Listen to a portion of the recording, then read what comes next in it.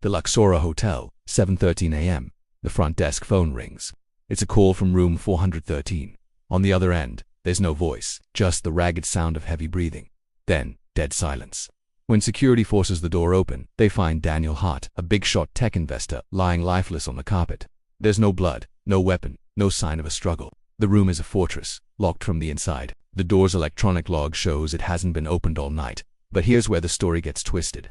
The coroner's report says Daniel has been dead for at least 6 hours. So, who made that call? Detective Myra Lane arrives, the city's grime clinging to her coat.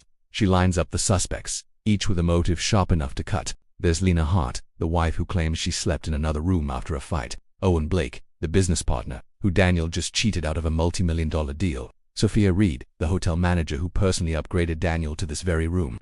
And Evan Cole, a night janitor who cleaned that hallway until 3 a.m. They all have alibis. They all swear they never set foot in room 413. But the hotel's security footage tells a different story. 12 minutes of video from that hallway. Gone, deleted. Myra scrubs through what's left. At 1:48 a.m., Daniel walks into his room, alone. Then, at 2:01 a.m., the hallway lights flicker. The missing 12 minutes match the coroner's estimated time of death perfectly. A ghost killer who leaves no trace. Myra can't shake one detail. The phone call. Daniel's cell is on the table, fully charged, with no outgoing calls. The call wasn't made from the room phone either. It came from the hotel's main landline, which means someone hacked the system with manager-level access. All eyes turn to Sophia, the manager, but her alibi is airtight. Then, the janitor Evan says something that chills everyone. He says he heard someone crying in room 413, long after Daniel was already dead.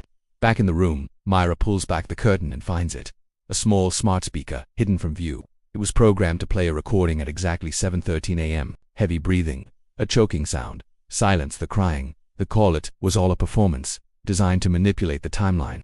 Only one person had access to Daniel's voice recordings, his schedule, and the know-how to use it all. Myra turns to Daniel's wife. Lena, which room were you really in last night? She asks. Lena's composure finally cracks. She had entered the room earlier, before he locked it for the night. Knowing his severe fatal allergy, she'd crushed the substance into his drink. A silent, invisible murder.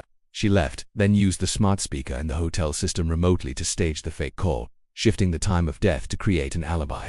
It was a perfect plan, undone by one tiny mistake. The smart speaker was still logged into her personal account. The truth wasn't behind a locked door. The killer had walked right out of it. Thanks for watching. Follow for more mysteries.